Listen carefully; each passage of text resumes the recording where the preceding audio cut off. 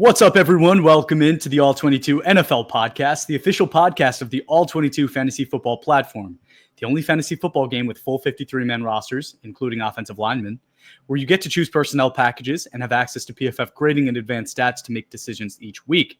To learn more and sign up, go to all-22.com or wherever you use the App Store, your iPhone, your Android phone, whichever. We don't discriminate. Ray, Merry Christmas, Happy Holidays. It is the day after Christmas. We are coming back. Before we jump into things, I just wanted to talk about it. We were coming back. Ray and I made it out there. We stayed to the final whistle to the Penn State football game. Penn State moves on in the playoffs, the college football playoffs, but we got to go to the first ever Penn State college football playoff game. It was pretty awesome. It was awesome. I almost have the feeling back in my toes. It's great. 5 days later, but not quite all the way back yet. But yeah, man, we braved the cold. It was football weather. It's fantastic. Coldest game you've ever been to? Yeah. Coldest game I've ever been to objectively. I've been to some cold, wet ones that are more miserable. I think we both have, but just pure temperature wise, that was frigid. Yeah, if anybody ever remembers the Halloween where it snowed, I had to practice during that in shorts and T-shirts. The coaches wouldn't let us wear sweats. That was back in the day when you were allowed to abuse players. 2011. But yeah, this was definitely the coldest one I was in the stands for. Penn State Stadium has this like air tunnel where you just get pelted in the back of the head by hail the entire game. 20-mile-an-hour winds, it just produces 5 hail, degrees. Yeah. Hail just hits you in the back of the head. It was brutal, but it was so much fun, and it kind of made the experience a little bit more special, and it was a really impressive win by then. It was. Well, I think we'll talk about Abdul Carter later, maybe. Who knows? I was actually going to, it's an easier transition just to say college football playoffs are still happening, so people should be tuning in. We have Tuesday, December 31st, Penn State, Boise State. Those are two games full of intriguing prospects. We got the running back in Genty for Boise State that you definitely need to tune in and watch. Penn State, we got Abdul Carter. We got Tyler Warren, a tight end.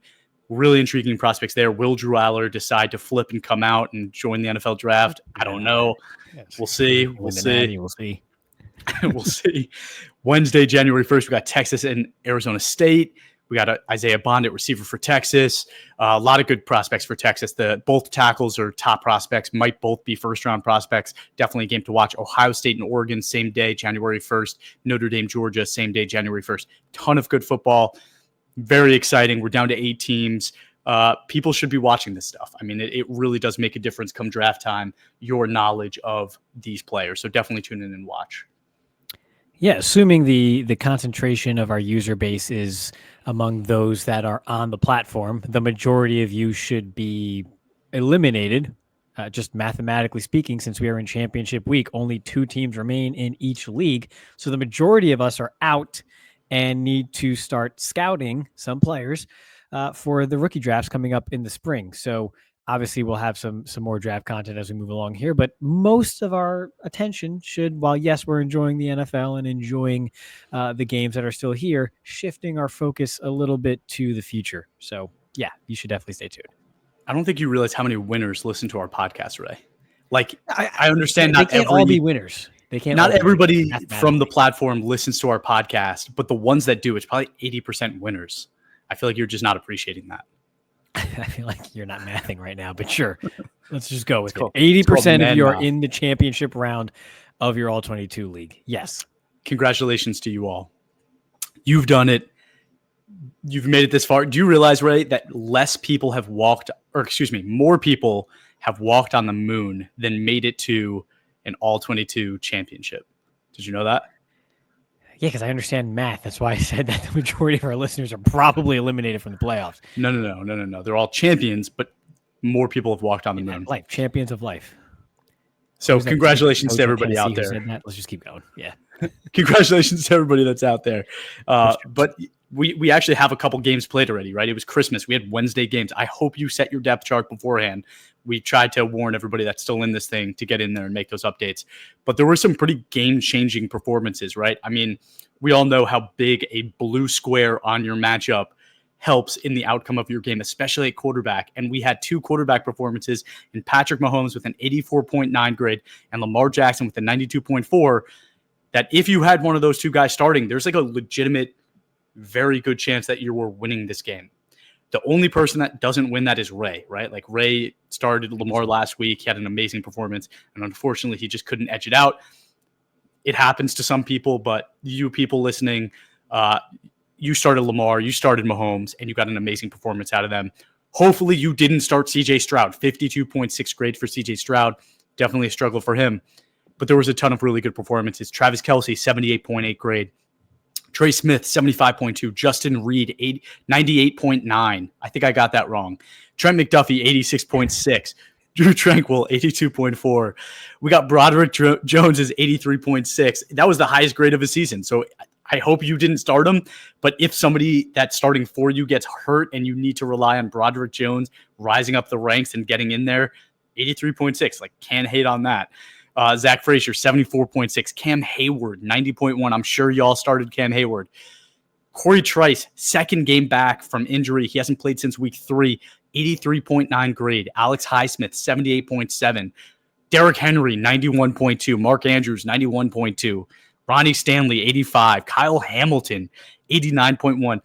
People on Twitter love Kyle Hamilton. Let's just put it out there. Guys, Kyle Hamilton is awesome. We love him too. I know he went to Notre Dame, Ray, but like, he's incredible.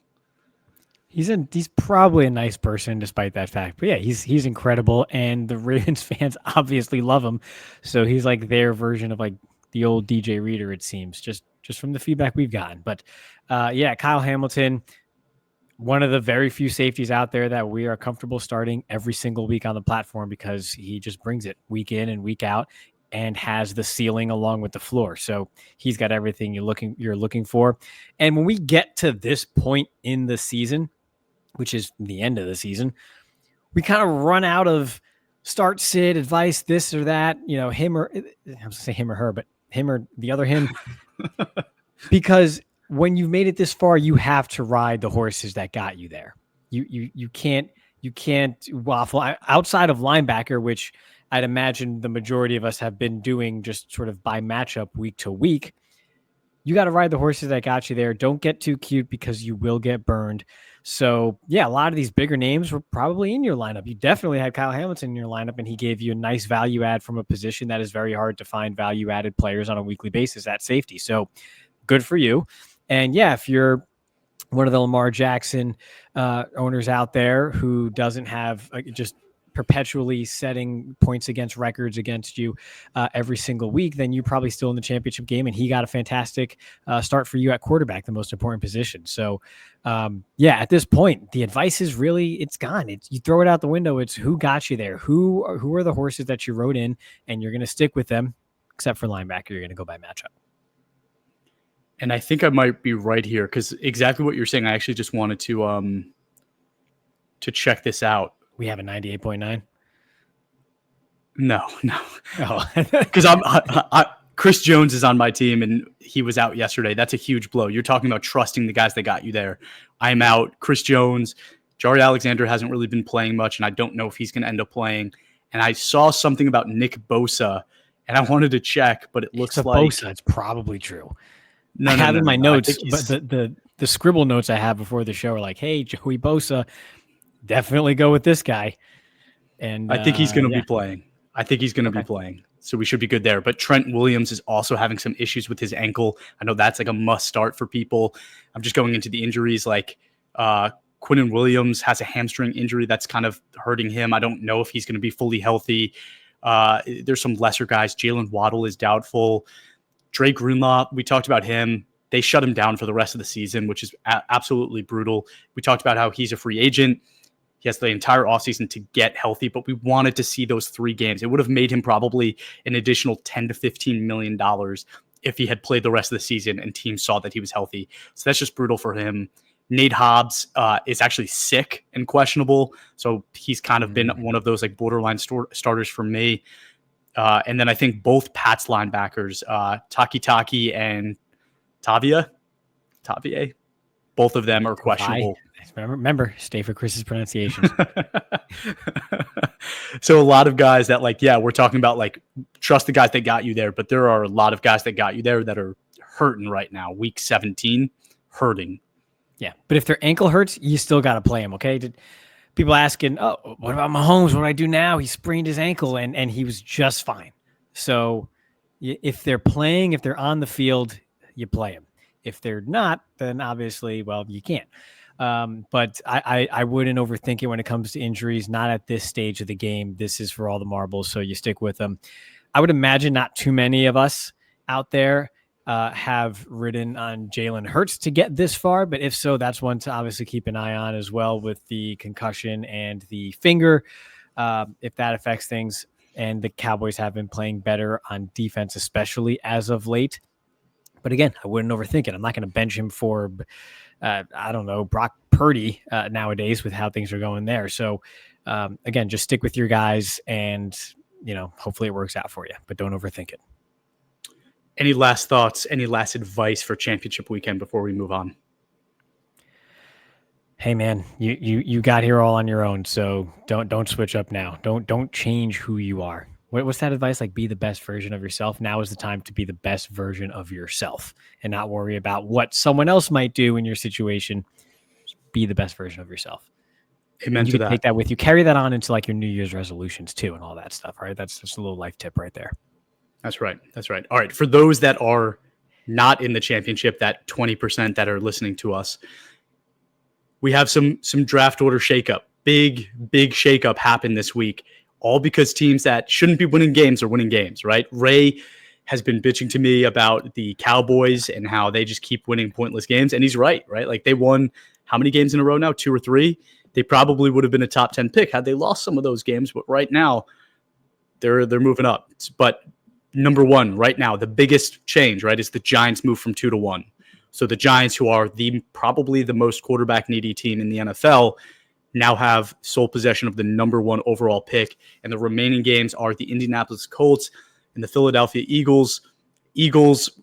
I had said this to Ray offline, but the quarterbacks are now hurt, and there's a chance that game is meaningless to them. Did they decide to sit some other guys? Is there a chance that the Eagles pull some BS on the Giants like they did once upon a time a few years ago and decide to give up a win to the Giants and make the Giants lose that number 1 overall spot?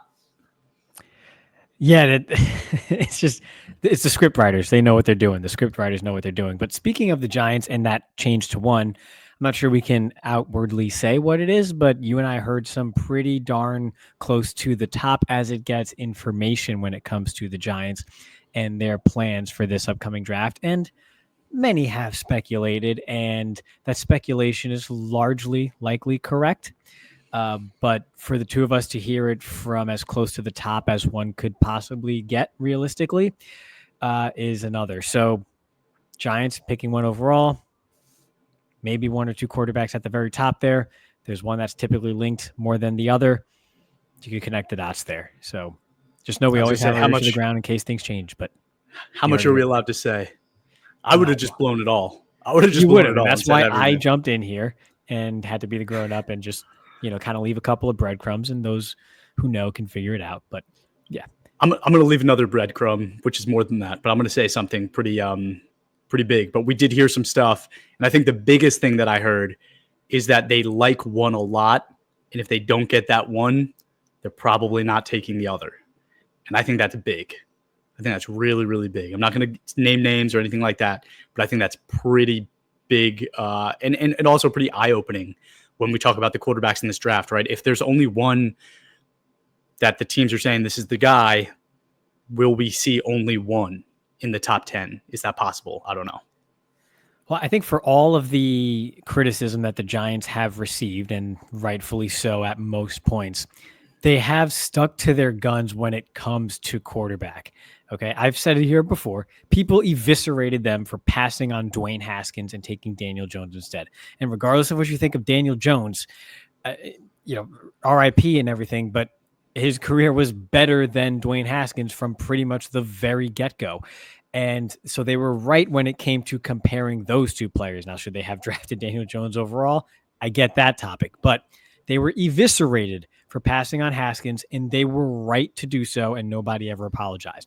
But again, last year as well, They didn't just take a quarterback once their top guys were gone. They didn't try to trade up and reach for someone they didn't want, or stand pat and take one of the what they deemed lesser quarterbacks that went a little bit later on in the first round. They stuck to their guns and selected the best player that they thought was available, which was Malik Neighbors.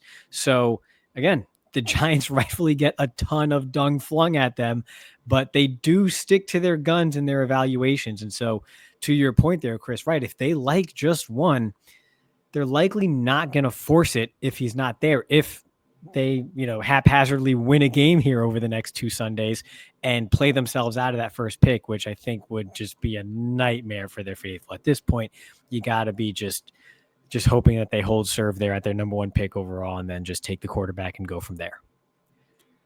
So we talked about this a little bit as well offline, but I think we should talk about it here, because while I agree with you, right, like not taking a quarterback delays you a year. Taking the wrong one delays you 3 to 5 years, right? Like I get that. But based on kind of what we talk about, right, they also passed on Sam Darnold, right, for Saquon Barkley, who they didn't re-sign, right? So they passed on Sam Darnold. We're seeing what Sam Darnold is now with a competent football team. There was also a few other quarterbacks, but one thing we heard, right, that I don't know if it's true, and I'm just going to say it. I'll take the heat, and I'll get us in some trouble if I need to. But apparently the Giants didn't make an offer to trade up for Drake May. That's what I heard. That's my inside source, right? So you're telling me that they chose not to make a trade for Drake May, and now we're seeing what Drake May is. And while, again, passing on a quarterback is better than missing on one, but not choosing one that looks like he's potentially a top-tier guy because you think that your process is better than that, that's concerning to me, right? And that makes me think that I don't know if they can make the right decision, right? Like passing on Sam Darnold for Saquon, taking Daniel Jones, passing on Drake May. So you're going to tell me that they're going to take the guy at 1-1 this year and I'm going to feel good about that? Nah.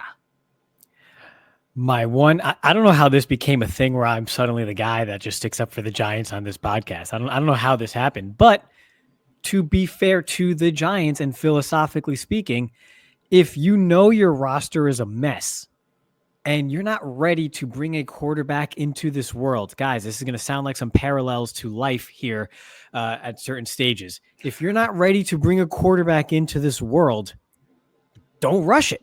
You don't have to wait until the time is perfect to do so. However, you have to at least have some sort of plan and be ready in some capacity. And perhaps the Giants, in an honest evaluation of their roster, their offensive line, their cap situation, and so forth, at the time said, we're not quite ready for a quarterback.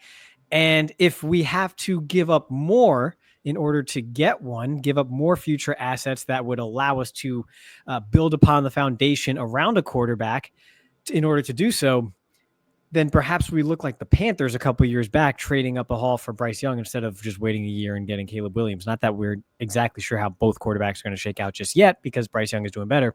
But the point remains, they might have honestly assessed themselves and said, hey, timing's just not right. And unless we're absolutely certain, we're not going to do it.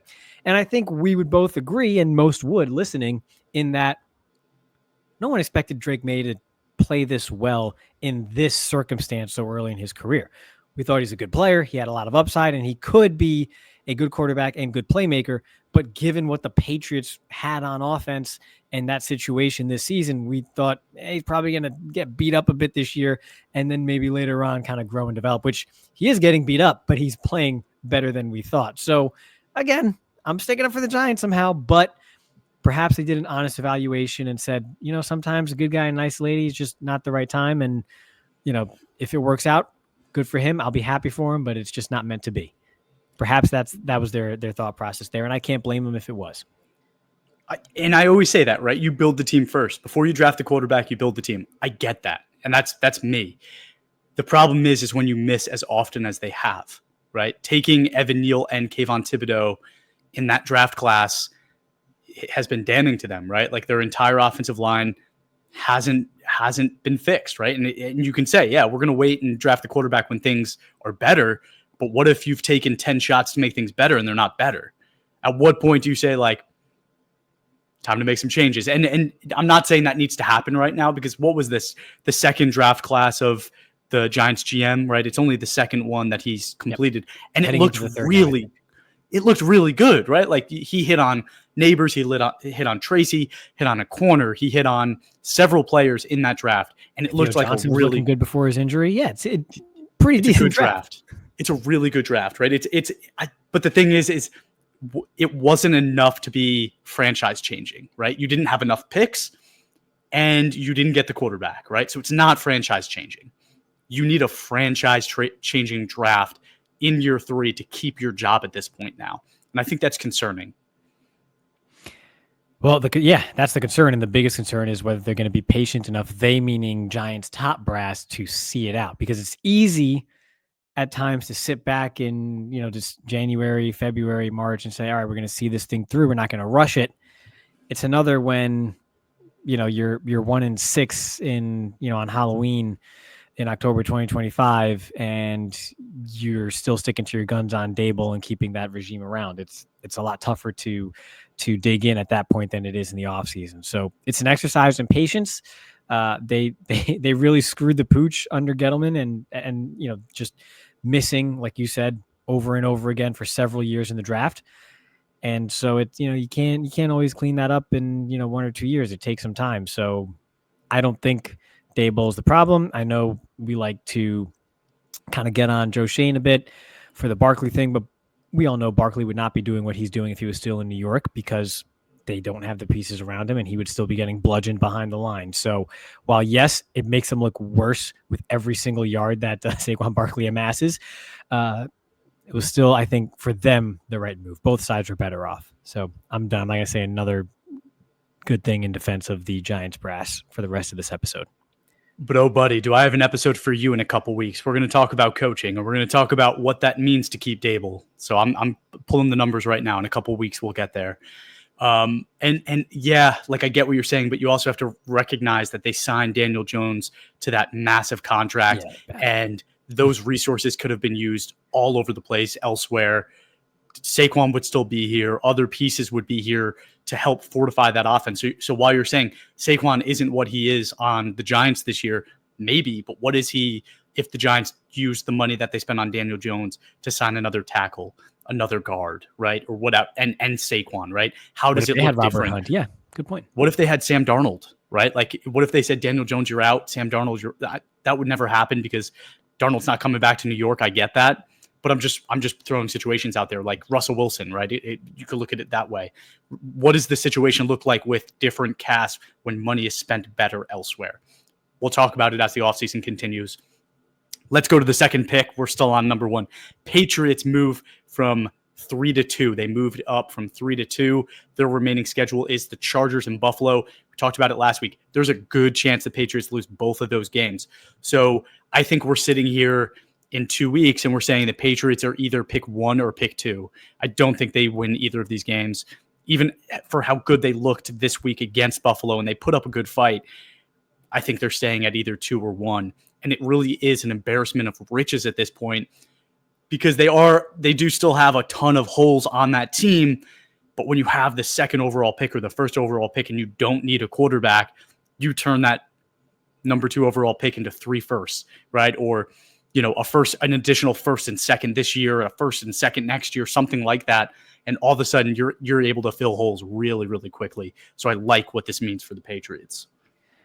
That trade down with the Raiders is still in play. I would love to see it happen for the Patriots. Again, fix offensive tackle in free agency, trade down, and fill the rest of your roster with, through the draft, because this is not the draft for offensive tackle at this point. So maybe 1 or 2 surprise, but certainly not at pick number 2. So yeah, turn this into a haul. And we'll probably do some off-season episodes about us being the GMs of some of these teams and how we would fix them and the moves we would do. I'm never really for trading up in a draft, especially when it takes multiple years of first-round draft picks. So I wouldn't necessarily recommend that for the Raiders. But when you actually start to dissect the Raiders roster, it looks better than you think, right? And it really is. It's like they haven't had a starting quarterback in the NFL for 3 years, right? So like, yeah, it looks rough, but that's really why, right? They have a bunch of Tommy DeVitos playing out there.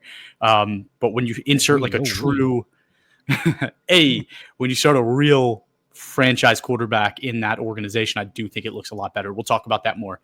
Jags move from the 4th overall pick to the 3rd. That's good for them. They obviously don't need a quarterback. They don't necessarily need a receiver anymore either. So they have a lot of flexibility of what they can do with that pick. I think tackle is going to be interesting to look at there, although I don't love the value at that spot. Obviously, edge rusher looks good there, but we talked about how they've spent so many resources on that defensive front. It's like, at what point is it just good?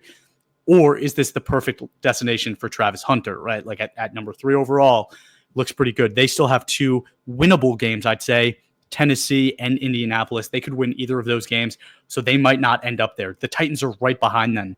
Titans move from 6 to 4. They have Jacksonville. They have Houston. So those 2 teams, it's going to be very interesting to follow who's winning that next game, because the winner of the game probably moves back 5 spots in this draft.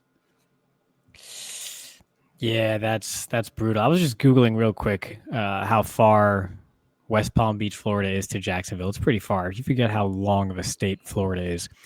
So it's not exactly Travis Hunter's hometown team. That might be more closer to Tampa. But in any event, I think Travis Hunter there. But yeah, if we just mentioned your team in the last 3 minutes, you don't want to win this weekend. You don't want to win. I think there's a clear delineation. I think what we're circling around is there's a clear delineation between elite and non-elite in this class. You have your quarterback, okay? If you need a quarterback, you obviously want to be picking as high as possible. And then when it comes to elite talents, is it Travis Hunter, Abdul Carter, Tet McMillan? Are we done? Are we done? So winning a game here and slipping from 4 to 8, or that's huge. That's monumental in when there's such a clear tier break. So yeah. I'm with you. The stakes are high for so many different reasons at the bottom of the barrel here. So yeah, I get it's counterintuitive, but yeah, at this point, just root for the draft pick. It was a little concerning because you mentioned 3 names, and there was a couple guys a few weeks ago we spoke, and we mentioned a couple other guys being like, oh, they might end up getting that elite tag. We'll see. I did watch a little Mason Graham, and I don't think he's at that level where I would put the elite tag on him. And I'm disappointed because I thought maybe he was. And again, it's still early. I might watch him again and be like, nope, I changed my mind. But I didn't see the elite explosiveness or the elite size that I typically look for at the position to put my backing into and say, oh, that's a guy. It wasn't there. He's fundamentally awesome. He's a beautiful player for the position. Like the way he plays the game, it's meticulous. It's what the coaches want, but it's not elite athlete version of play that if you're talking a top 5 draft pick, you kind of want both, right? You want the fundamentals, but you also want the elite player. Not sure that's him. Yeah, he's a great football player, but he's not Quinnen Williams physically, and that keeps you from being elite.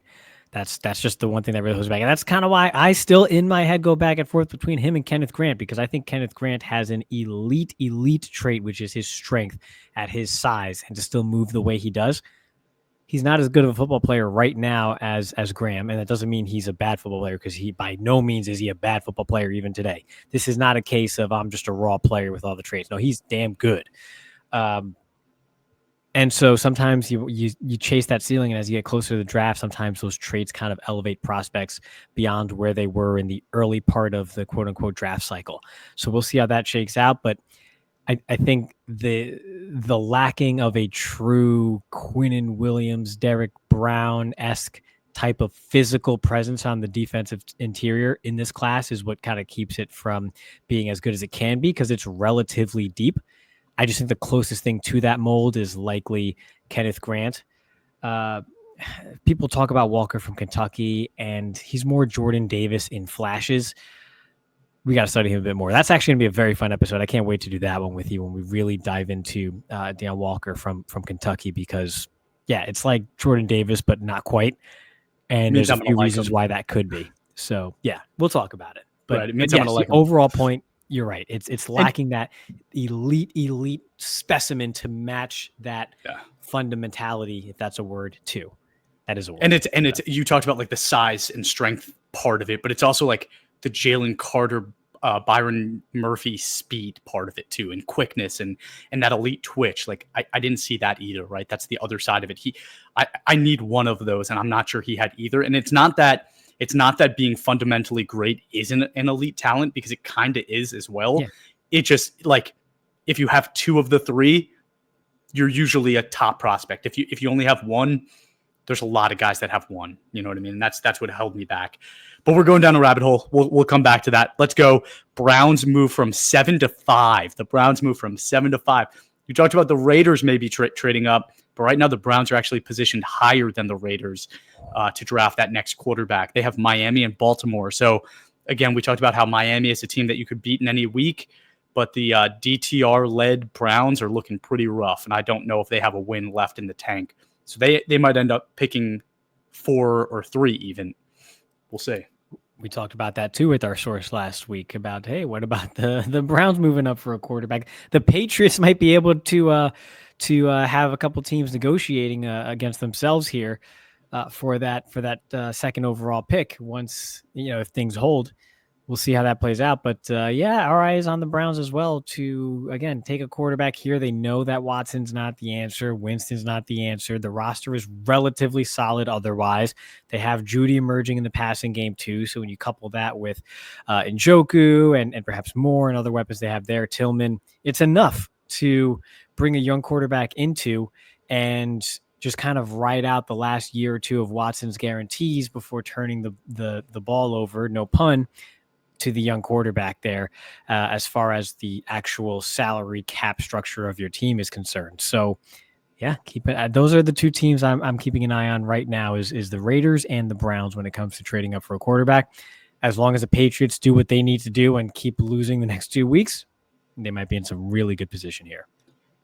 Cool thing too is like Michael Penix and the play he had this weekend. We didn't talk about it, but like he did look impressive. He made all the throws asked of him. The one interception was off the receiver's chest. It was basically a gimme. If you play all 22, you don't have to worry about stuff like that. But people just see the stat sheet and they see that he threw an interception, but he absolutely did not. He looked great, but I think he's earning the quarterbacks in this draft a lot more money and also potentially draft positions, right? Like they might be drafted a lot earlier because teams are getting to see Michael Penix and what he is at this point in the season. So that is pretty cool to follow as well. As his game keeps going on, we keep getting to see him play. Will it impact, where Cam Ward is picked, where Jalen Milroe, where Shedeur Sanders, where those guys are picked? It actually may. Raiders are picking 6, so they go all the way from 1 to 6 because they won one meaningless game of football. They have New Orleans next. They could win that game too.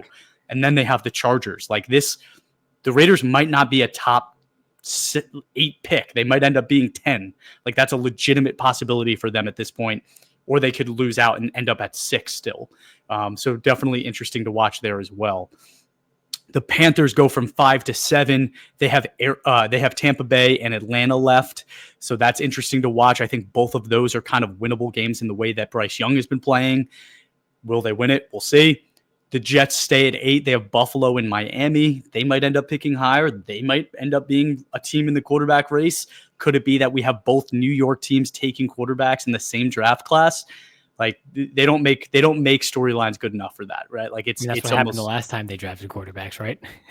No, they didn't. The Giants passed, right? That wasn't the Daniel Jones draft. We're getting old. We're not gonna drive our readers down a rabbit hole. I'm just gonna Google it, and you're gonna keep talking. Go ahead. Go on with your Broadway spiel. You're right. I think you're right. Yeah, no, because the Sam Darnold draft was Sam Darnold to the Jets, and the Giants took Saquon, and then the Jets took Zach Wilson, and that wasn't the Daniel Jones draft either. No, Zach Wilson was 2021. Yeah, you're right. It hasn't synced up that way. Oh, look at that. If only the NFL could bring the draft to New York. It's not like we said that a time or two this past weekend either. We did. The Bears are picking at 9 currently. They stay at 9. They have Seattle and Green Bay. They can lose out with both of those games. They could also win a game against a division rival and knock off their draft position. Saints stay at 10. Vegas and Buccaneers left. We talked about it. They're starting Jake Haener, and Spencer Rattler. It's kind of rough football right down there in New Orleans. But those are 2 winnable games for a team that, with Derek Carr, if he ends up coming back, could play good football. We'll see. Yeah, I think I want to point out one thing you mentioned. We talked about the Panthers winning games. There's a clock. We talked about the Panthers winning games lately here and going from 5-7, I think it is. You take that trade if Bryce Young ends up being your quarterback again, which you didn't think was possible 5 weeks ago. If he ends up being your quarterback for the long term, you'll take that trade in this class. So of all the teams I mentioned, hey, if you hear your name in the segment, you probably want to lose. It probably doesn't go for the Panthers. So keep it up, Carolina. Yeah, that one's cool. So we have to watch the Giants. We have to watch the Browns. We have to watch the Raiders. But I really think that the Jets and Saints are also teams to watch here. Those teams, if they end up moving up this list, right? Panthers win a game. If the the Jags end up beating the Titans and they win a game and they move back, those two teams, the Jets and Saints, might be going from 8-10 to around 5-7, right? Like that's a possibility at this point. Could end up even being a little higher, but I think realistically it could end up being 5-7. If the Jets are picking fifth, I think they could try to make a play there. I really do. Yeah, I mean, we don't know who's going to be in charge realistically. So that's another factor to consider. That's something that will have to really heat up come the NFL Combine and things of that nature once we know what that org structure just really looks like before we can really put them in the mix. But yeah, they could be up there. Depending on Rodgers, their hires, and everything else that goes into it. So that's another one to keep an eye on for sure. So we got some more draft picks there because I got a couple of other items that came up during the first segment really that I should have touched on. I didn't give the readers enough advice, the listeners enough advice. Let me hear it. Go ahead. It's on you. We're done with draft. So we're not gonna conflict with anything we said before about riding the horses that got you there. But please. If he's fourth on your depth chart, you might want to consider moving him to third, and that's Tuli Tuipulotu at edge. Got a really advantageous matchup this week, so that's another one where hey, I get it. You're not going to put him in your starting lineup and go against what we've said this whole time. But in the event of auto sub, if you want to position yourself the best way possible here, I think that's one way to do it. Given the Chargers matchup here, I know it's Khalil Mack. People are looking at, and Joey Bosa as sort of the prime beneficiaries of a matchup against the banged up New England Patriots offensive line, where even if it wasn't banged up, it would still be a good matchup for the Chargers. But Tuli Tuipulotu as well. Kind of ascending here a bit. Young player, going to get enough snaps and can make an impact against a damaged offensive line like that. So just wanted to mention, not a starter. I wouldn't start him if he's not a regular in your lineup. And if he's a regular in your lineup so far, I don't think you made it this far, but kudos to you if you somehow did. I think it's a good matchup for him this week as well. So just wanted to mention that. Leonard Williams, you probably start every single week on the interior, but there's that piece. And then also one thing I don't think we spent enough time on. I just like reiterating it at every chance we get. The environment matters.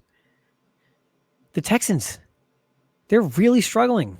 And if you just take a snapshot of where we are today and kind of look back to where we were at the start of the season, we talked about all the weapons they have now. They added Stephon Diggs. They're getting Tank Dell back. Nico Collins had broken out. Now you have Joe Mixon, who at running back could take advantage of an easier life in the backfield because of all this.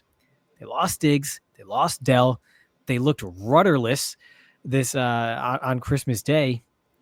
It's really tough out there if you don't have the weapons on the outside that just kind of tie everything together. And CJ Stroud, again, we talk about the timeline of a young quarterback. Play well his rookie year, that's great. The NFL adjusts. And then sometimes you kind of take that step back and then you kind of ascend from there. That's probably what's happening with CJ Stroud a bit here. The NFL adjusted to him. He's going to have to make an adjustment here. Tough to do that in the middle of a season when you lost two of your top weapons and you're basically down to one bona fide receiver now.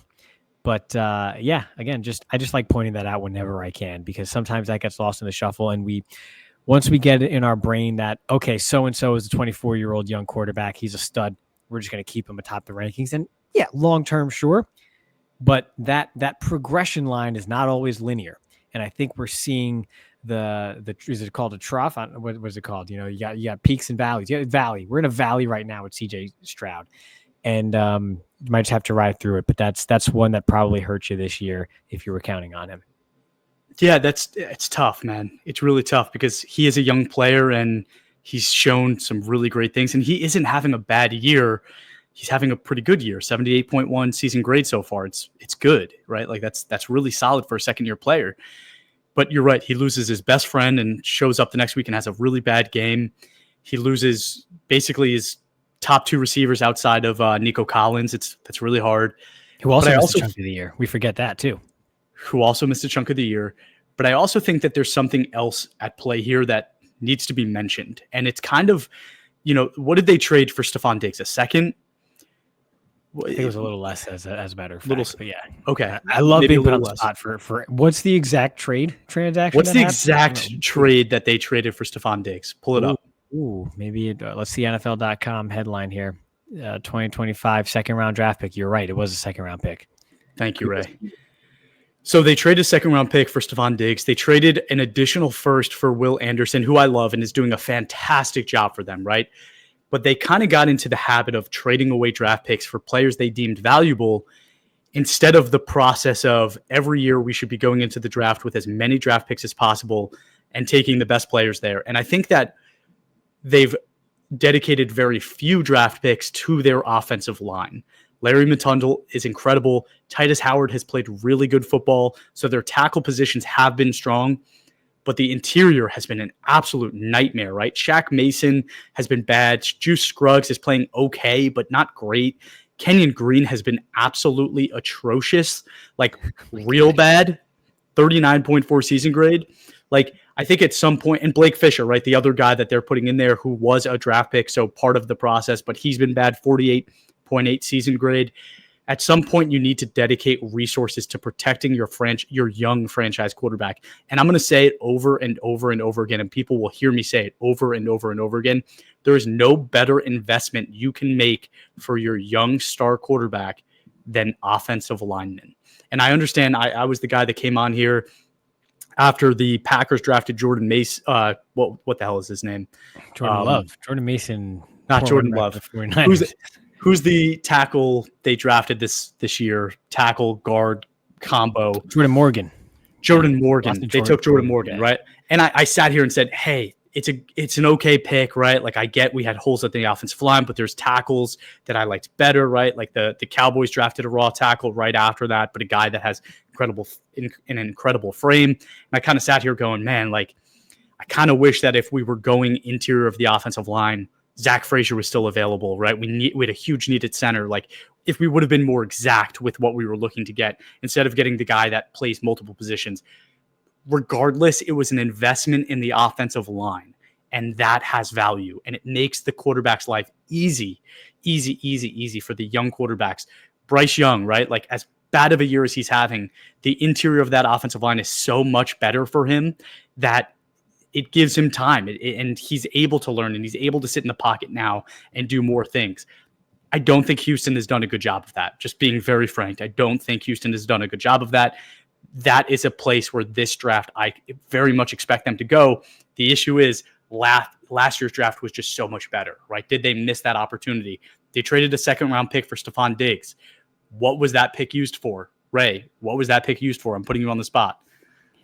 Probably Blake Fisher. I'm kidding.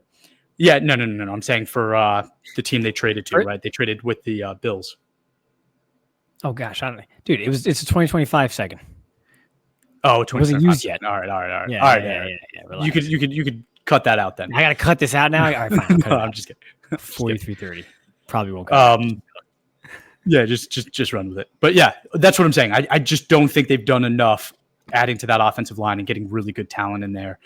And also, it could just be coaching, right? Bobby Slowick, is he doing enough as the offensive coordinator to make those young offensive linemen? I love Bobby Slowick, but like, has he done enough with that young offensive line? Kenyon Green has struggled. Blake Fisher has struggled. Juice Scruggs is okay, but he hasn't broken out. It's not like he's killing it. Have they done enough to teach those young offensive linemen so that they can get that foundation there? I don't know if they've done it. I think they took a 40,000 foot view of the situation. They said CJ Stroud is in a rookie contract. So if we bring in higher priced players now that we know are good, we can maybe make a run at this thing. And if it fails, then we go back to drafting younger, cheaper players while taking on the hit that comes with signing a quarterback to a long-term second contract. So I think the plan was to load up on experienced players with certainty during that rookie window for CJ Stroud's contract.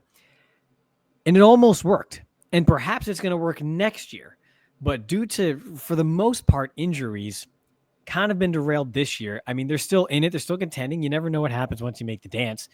But they were a good team, but didn't quite take that next step. And it feels like every step of the way when they were about to, something kind of held them back. Most of the time, injuries and just kind of untimely bad games from CJ Stroud that just kept them from taking that next step. But I get the thought process there, and it invites a whole new philosophical discussion as to whether you should ever deviate from your path and really just put the chips in or not, or do you just stay disciplined and stick to it? That's what the Packers do. They've had however many years of, 2 decades of Hall of Fame quarterback play, and then Jordan Love. But then you could also say they only have 2 Super Bowls to show for that, for so many years of Hall of Fame quarterback play. Is that enough? To some, it might be. To others, you can make the argument that it's not, and perhaps you should push your chips in to go all in during a 2 to 3 year window and really maximize your opportunity to win a ring. Sounds like some off-season content for us, Chris. But I don't think the window's closed yet is all I'll say when it comes to the Texans. I think this year probably not shaping up as well as they had hoped, but I think the window is still there. Obviously, it's tough with how they're impacted long-term based on the Tank Dell injury, and if he ever comes back at least next year and is the same player, and then what happens with Stephon Diggs long-term as well, perhaps those moves don't work out as well. But hey, Danielle Hunter turned out pretty damn fine and is still going strong and perhaps can do so next year as well. So not all is lost, but a bit of a speed bump. I think they expected more. Agreed. Are you, did you have any more segments you wanted to just throw in here at the end? No, I think that covers it. Again, it doesn't make for good content to just say, hey guys, just stick to it. It's championship weekend. So stick to the damn plan. Don't deviate now. Don't get cute. It doesn't make for good content, but it's the truth. It is the truth. All right, everyone. Merry Christmas. Happy Hanukkah. Happy holidays to you and your families. Thank you all for tuning in. Please give us a follow on Instagram, Facebook, TikTok, and X at all22_PFF. And give us a review wherever you watch or listen to your podcasts. Everybody have a great day. Have a great weekend.